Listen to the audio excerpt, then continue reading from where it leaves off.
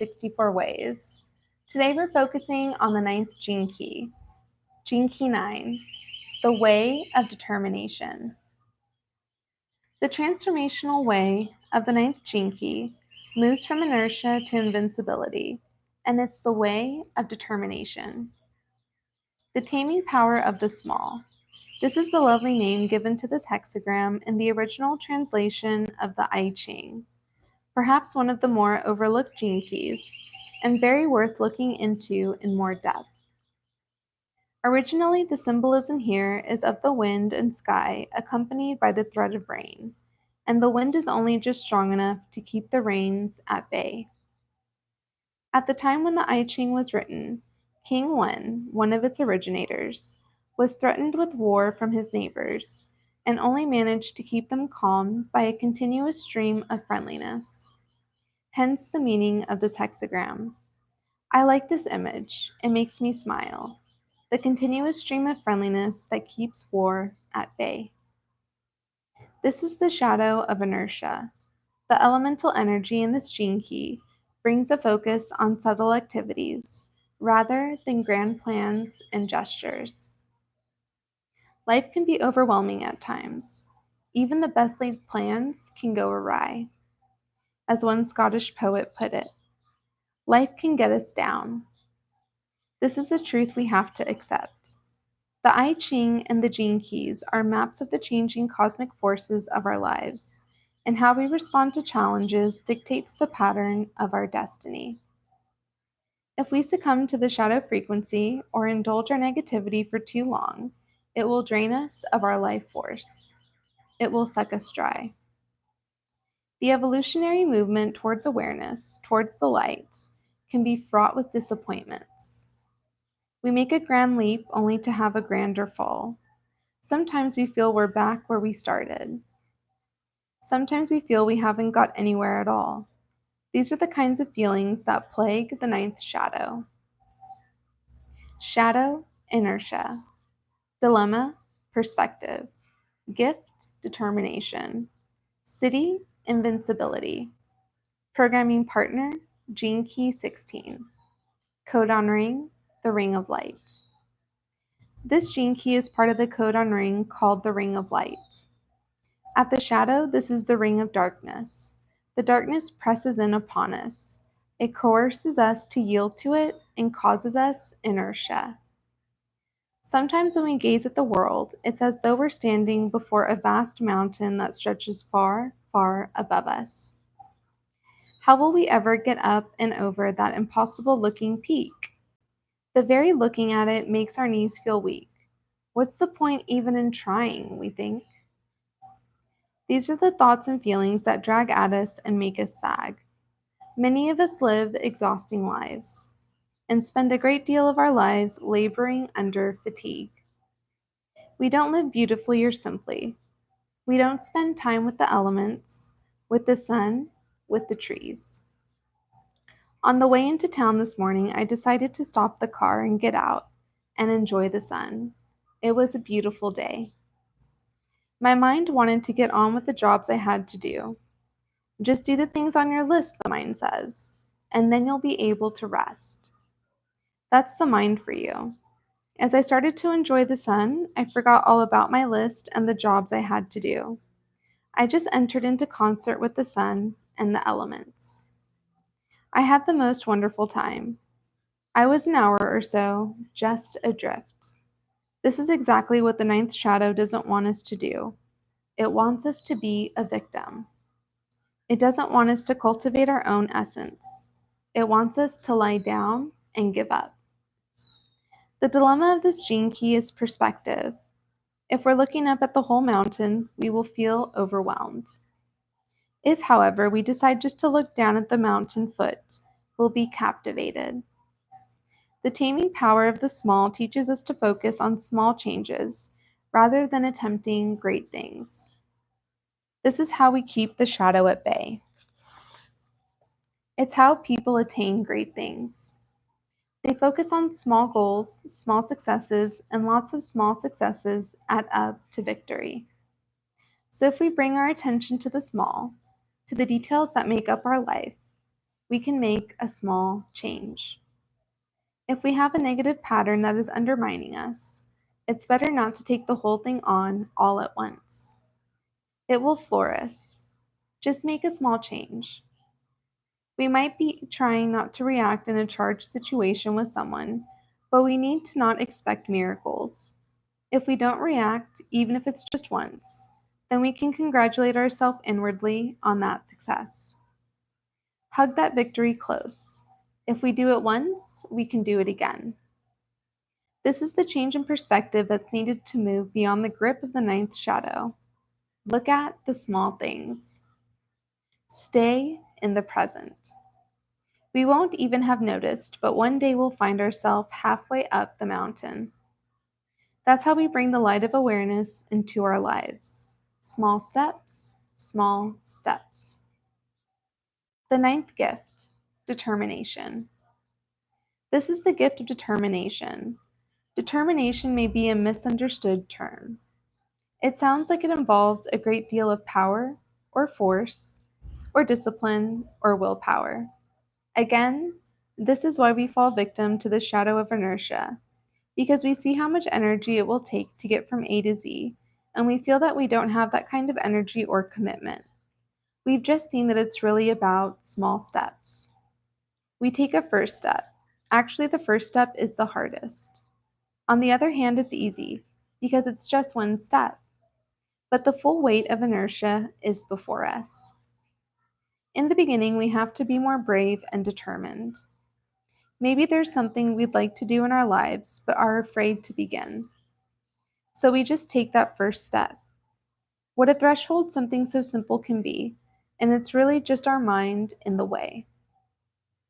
Our mind is seeing the mountain, but if we look down at its foot, at our own feet, we can take that first step. Once we've made that first step, every single step after becomes easier.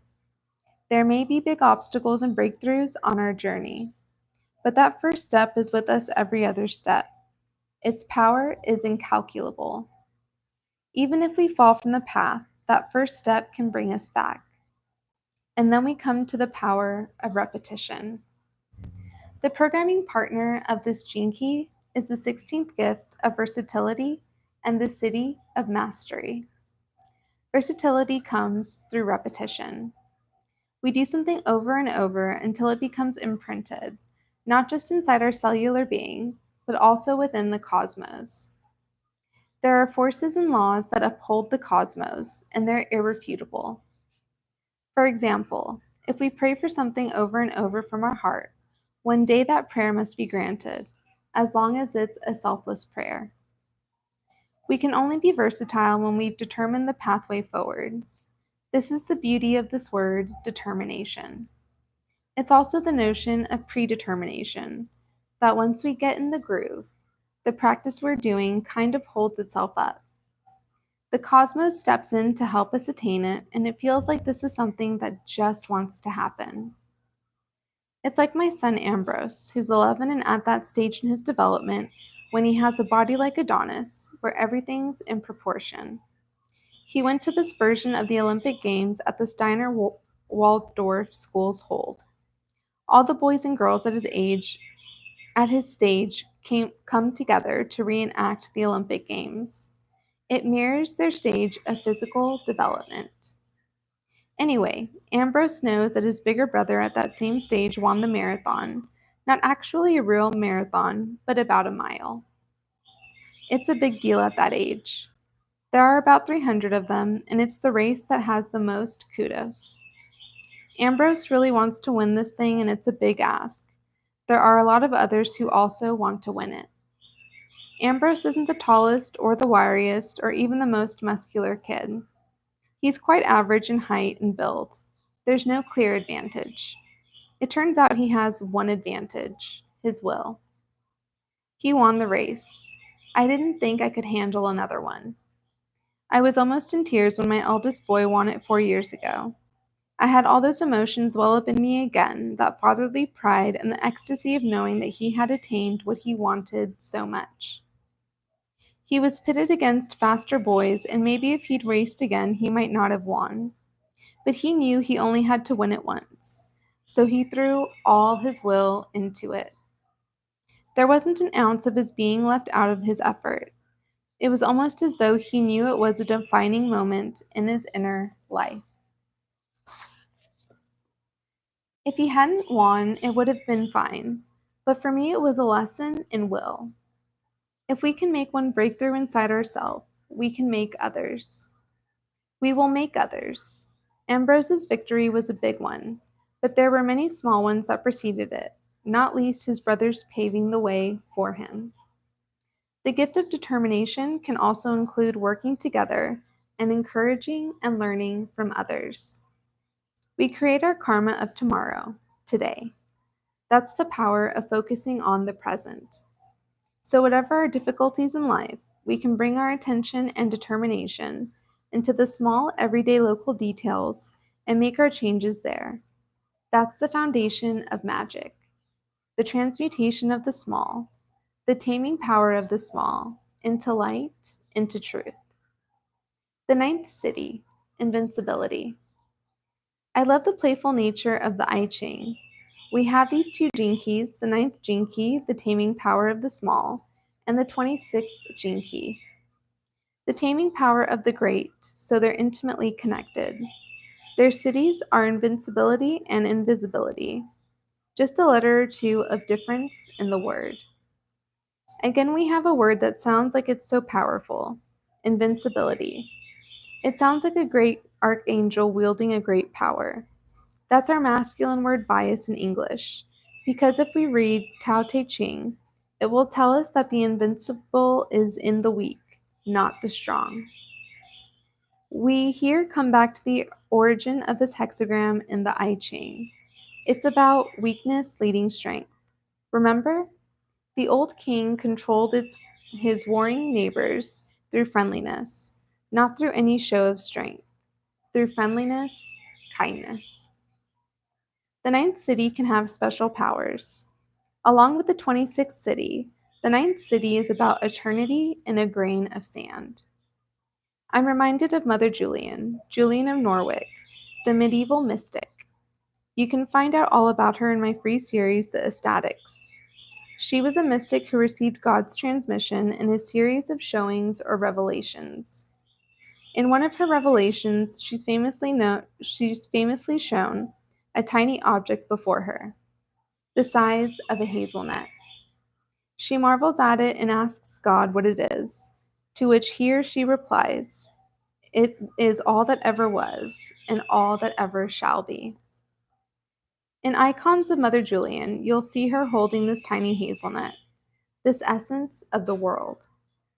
This is the magic of the ninth city, that it can reduce everything down to its essence, and the essence is love. The most powerful force in the universe is the feminine. It's water. It's the void. It's tenderness.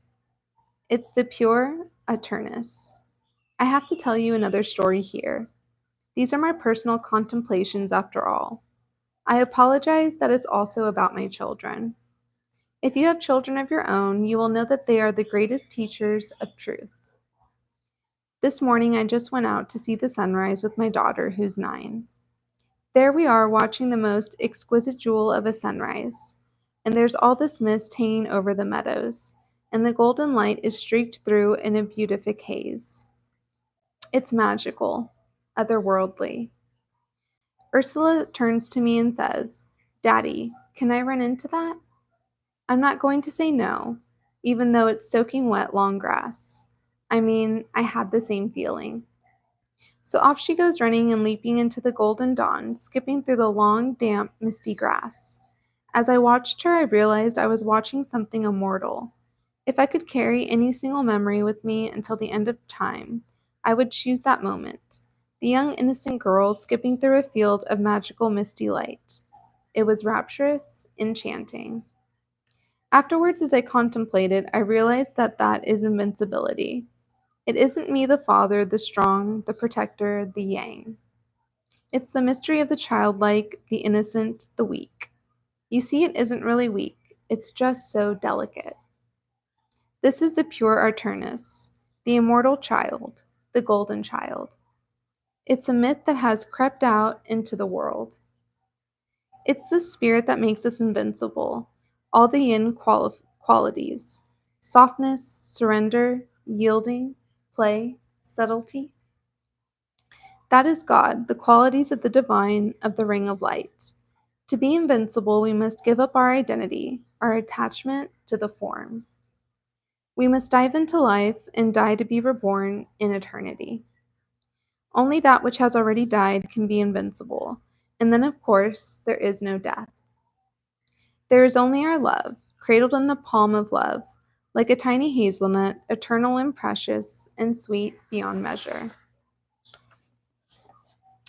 And that is Gene Key 9 from the 64 Ways. Thank you so much for joining me for today's live stream. Don't forget to like, subscribe, and or join the membership tiers as it is popping off. Thank you again, and I'll see you on the next live stream or video.